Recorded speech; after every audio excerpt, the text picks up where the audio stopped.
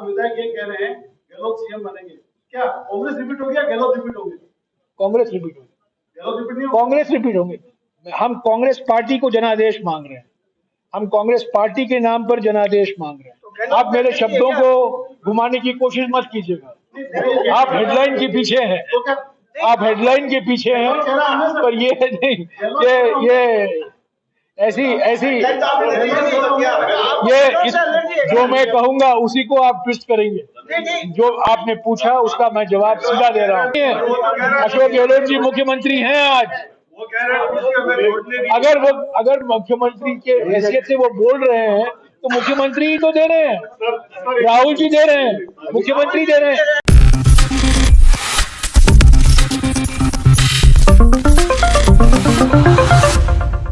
राजस्थान के विधानसभा चुनाव अब बेहद नजदीक है। 25 नवंबर के दिन राजस्थान में मतदान होंगे और 3 दिसंबर को नतीजे सामने आएंगे। लेकिन जैसे जैसे विधानसभा चुनाव के लिए मतदान की तारीख नजदीक आ रही है, वैसे वैसे ही यहाँ पर सवाल लगातार यही उठ रहे हैं कि भारतीय जनता पार्टी की तरफ से तो बार बार यही दावे किए जा रहे हैं कि पीएम मोदी के चेहरे पर चुनाव लड़े जाएंगे, लेकिन सीएम फेस पर बीजेपी ने सस्पेंस बरकरार रखा है। बात अगर की जाए कांग्रेस खेमे के बारे में, तो कांग्रेस से एक बार फिर से मुख्यमंत्री अशोक गहलोत को उतारा जा सकता है। ऐसे में देखा जाए तो अब यहां पर सीएम फेस को लेकर कांग्रेस काफी ज्यादा यहां पर असमंजस में नजर आती हुई नजर आई है। नमस्कार, मैं प्रांशी राठौर और आप देख रहे हैं नेक्स्ट 9 न्यूज। दरअसल आपको बता दें कि अब यहां पर जिस तरह से सियासी सरगर्मियां काफी तेज हो रही हैं, उन्हें देखते हुए यहां पर बार बार सवाल यही उठ रहे हैं, क्या इस बार कांग्रेस खेमे की तरफ से कांग्रेस नेता सचिन पायलट को आगे किया जाएगा या फिर नहीं। सचिन पायलट की नाराजगी लंबे वक्त तक देखने को मिली है, लेकिन सचिन पायलट जो डिप्टी सीएम के पद पर नजर आए, प्रदेश अध्यक्ष पद पर नजर आए, लेकिन उन्होंने इस्तीफा दे दिया। उनके बगावती सुर देखने को मिले 2020 में। दरअसल 2018 में पायलट की अगुवाई में कांग्रेस ने चुनाव लड़े, लेकिन मुख्यमंत्री अशोक गहलोत को बना दिया। और आज के समय में देखा जाए तो अशोक गहलोत इस तरह की बयानबाजी दे रहे हैं कि उन्हें मुख्यमंत्री पद की जरूरत ही नहीं है। मुख्यमंत्री पद को वह तो छोड़ना चाहते हैं, लेकिन ये पद उन्हें नहीं छोड़ रहा है। दूसरी ही तरफ देखा जाए तो वह ये भी कहते हुए नजर आए हैं कि आखिरकार मैं सीएम की कुर्सी क्यों छोड़ूंगा जब वोट बैंक मेरे नाम पर आएगा। तो ऐसे में देखा जाए यहां पर उन्होंने साफ तौर पर संकेत दे दिए हैं कि मुख्यमंत्री वही बने रहना चाहते हैं।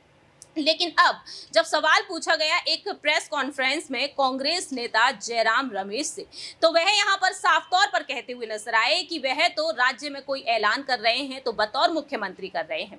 आखिरकार पार्टी का मकसद क्या है? सिर्फ और सिर्फ चुनाव में जीत दिलाना। तो ऐसे में देखा जाए जयराम रमेश ने यहां पर और भी बड़े संकेत दे दिए। क्या कुछ कहते हैं जयराम रमेश, सुनिए जरा। आप भी कह रहे हैं, मुख्यमंत्री भी कह रहे हैं, विधायक भी कह रहे हैं, सात विधायक ये कह रहे हैं गहलोत सीएम बनेंगे, क्या कांग्रेस रिपीट हो गया, गहलोत रिपीट होंगे? कांग्रेस रिपीट होगी, गहलोत रिपीट नहीं होगा? कांग्रेस रिपीट होंगे। हम कांग्रेस पार्टी को जनादेश मांग रहे हैं, हम कांग्रेस पार्टी के नाम पर जनादेश मांग रहे हैं। आप मेरे शब्दों को घुमाने की कोशिश मत कीजिएगा। आप हेडलाइन के पीछे हैं, आप हेडलाइन के पीछे हैं, पर ये नहीं, ये ऐसी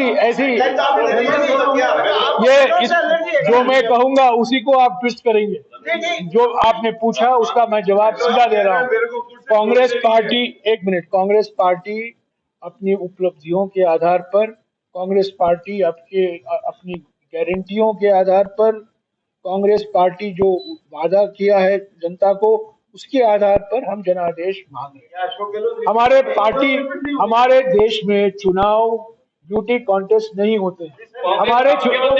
हमारे देश में चुनाव होता है पार्टियों के बीच में, पार्टी के चुनाव चिन्ह के बीच में, पार्टी के वचन पत्र के बीच में।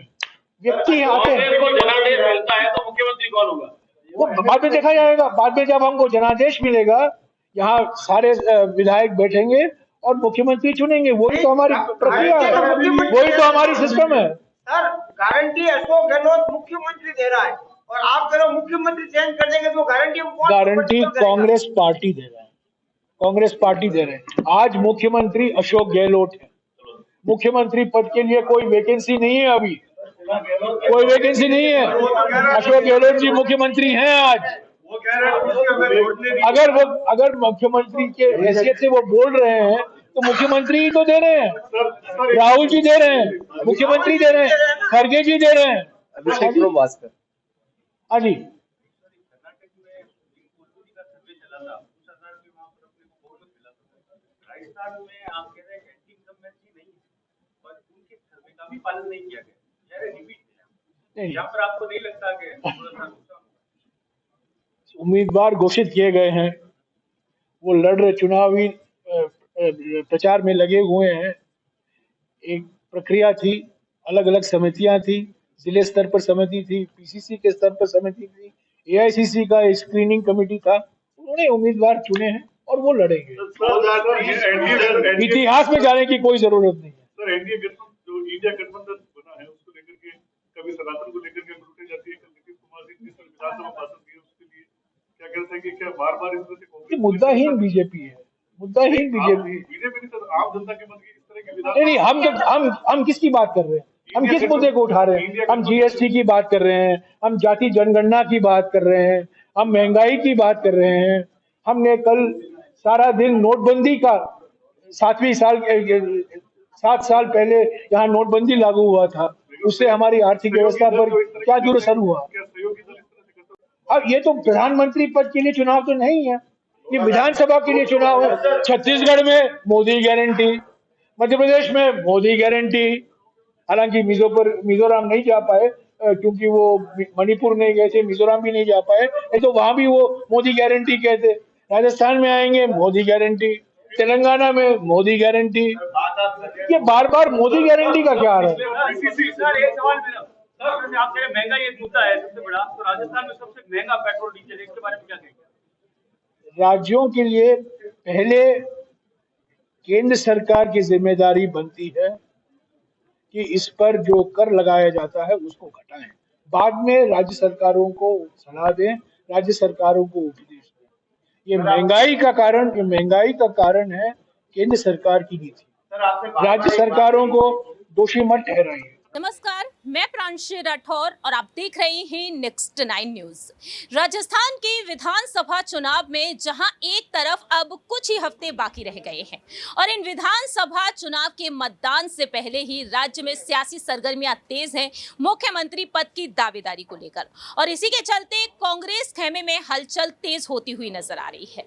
और इसी मुद्दे पर आज चर्चा करेंगे हमारे सहयोगी अबरार के साथ कि आखिरकार उनका क्या कुछ कहना रहेगा। अबरार, आज जो अहम मुद्दा उठता हुआ नजर आया है वह यहां पर मुख्यमंत्री अशोक गहलोत को लेकर उठा है, क्योंकि हाल ही में कांग्रेस नेता जयराम रमेश ने जो प्रेस कॉन्फ्रेंस बुलाई, उस प्रेस कॉन्फ्रेंस में हमने देखा कि जब मीडिया ने सवाल पूछ लिया कि इस बार राजस्थान में गहलोत रिपीट होंगे या फिर कांग्रेस रिपीट होगी, तो वह कहते हैं कांग्रेस रिपीट होगी। वह फिर से यही कहते हैं कि गहलोत या फिर कांग्रेस, वह कहते हैं कि कांग्रेस ही रिपीट होगी। और मुख्यमंत्री की हैसियत से अशोक गहलोत यहां पर ऐलान कर रहे हैं, दावे करते हुए नजर आ रहे हैं। उनका मकसद सिर्फ और सिर्फ पार्टी को जिताने का है। और यहां पर देखा जाए तो जयराम रमेश फंसते हुए नजर आए, क्योंकि उनका कहना यह रहा कि आप अपने सवालों में उन्हें फंसा रहे हैं। और ऐसे में आप कैसे देख रहे हैं कि गहलोत का नाम लेकर वह सिर्फ और सिर्फ कांग्रेस का नाम लेते हैं? देखिए, इस समय राजस्थान में जाहिर सी बात है कि जो सियासी सूरत हाल है वो जो है कई बातों को दर्शाता है। सबसे जो बड़ा प्रश्न ये है कि यहाँ राजस्थान के जो सियासी गणित को हम समझते हैं तो वहाँ पर ख़ास तौर से जो भरतपुर संभाग का इलाका है, कांग्रेस पार्टी वहाँ पर बेहतर स्थिति में है, लगभग 19 सीटें हैं उस पूरे इलाके में। और ऐसे में कांग्रेस पार्टी लगातार ये कोशिश कर रही है कि उन सीटों को फिर से जीता जा सके। तो ऐसे में जयराम रमेश का कहना हो या फिर पार्टी के और तमाम लीडरों का कहना हो, इससे साफ तौर पर आप इस बात को समझिए कि अशोक गहलोत के नेतृत्व में अगर कांग्रेस पार्टी इस समय चुनाव लड़ रही है तो अशोक गहलोत को ये जो है कहीं ना कहीं जिम्मेदारियों का बोझ जो उठाना पड़ेगा, क्योंकि उन्होंने जो कुछ महीने पहले जो खेल किया था और विधायकों के इस्तीफे को जो है सीपी जोशी के टेबल पर रखवा दिया था, तो अब तो कुल मिलाकर के नजरें जो है वो टिकी होंगी सभी के अशोक गहलोत पर। तो जयराम रमेश का इस तरीके से बयान देना और ये कहना साफ तौर पर बतलाता है कि अशोक गहलोत की भूमिका राजस्थान की सियासत में और ज़्यादा जो है वो मजबूत होती नजर आनी चाहिए, क्योंकि पार्टी पूरी तरीके से इस समय अशोक गहलोत पर ही निर्भर नजर आती है। और अशोक गहलोत भी ये बात समझते हैं, क्योंकि उन्होंने खुद को इस तरीके से जो है प्रोड्यूस किया और ये कहा है कि वो राजस्थान में सत्ता को दोबारा रिपीट करवाने में जो है कहीं ना कहीं अपनी बेहतरीन भूमिका। आखिरी छोटा सा सवाल, बहुत ही कम शब्दों में आप जवाब दे सकते हैं कि आने वाले समय में क्या सचिन पायलट को कोई सुनहरा मौका मिलेगा या फिर नहीं, या फिर एक बार फिर से यहाँ पर जादूगर कहे जाने वाले अशोक गहलोत? देखिए, सचिन पायलट को मौका तो दिया गया है, पार्टी हाईकमान ने उन्हें मौका भी दिया है और मुझे लगता है कि चुनावी नतीजों के बाद कहीं ना कहीं उनकी जिम्मेदारियों में और ज़्यादा इजाफा किया जाएगा और ऐसे में कहीं ना कहीं सचिन पायलट की भूमिका जो इस समय है उसको और ज़्यादा वो अच्छे से निभाना चाहेंगे, ताकि पार्टी जो है उनको और ज़्यादा जिम्मेदारियों का बोझ जो है वो दे सके। वाकई में देखा जाए तो यहाँ पर स्थिति कहीं ना कहीं साफ होती हुई नजर आ सकती है आने वाले दिनों में। अब देखना होगा कि मुख्यमंत्री पद की दावेदारी के लिए कांग्रेस से किसे आगे किया जाएगा, क्योंकि बार बार नाम यहाँ पर सीएम अशोक गहलोत का ही आ रहा है। लेकिन आपकी क्या कुछ राय प्रतिक्रिया है, कमेंट सेक्शन में आप अपनी बात रख सकते हैं। फिलहाल के लिए हम चलते हैं, तब तक के लिए आप देखते रहिए नेक्स्ट 9 न्यूज। आपने देखा कि किस तरीके से यहाँ पर उनके बयान के बाद से सियासी सरगर्मियां और भी तेज होती हुई नजर आ रही है। लेकिन यहाँ पर देखने वाली बात यह होगी कि प्रियंका गांधी राहुल गांधी के साथ जो बेहतरीन बॉन्ड देखने को मिलता है यहाँ पर सचिन पायलट का, आखिरकार सचिन पायलट को क्या कुछ कोई बड़ा पद सौंपा जाएगा, क्या उन्हें प्रदेश अध्यक्ष बनाया जाएगा, या फिर सचिन पायलट को यहाँ पर एक बार फिर से कोई अन्य दूसरा पद दिया जा सकता है, या फिर वाकई में उन्हें यहाँ पर महासचिव का पद सौंपा जाएगा, या फिर यूं कहा जाए एक बार फिर से वह डिप्टी सीएम बनते हुए नजर आएंगे।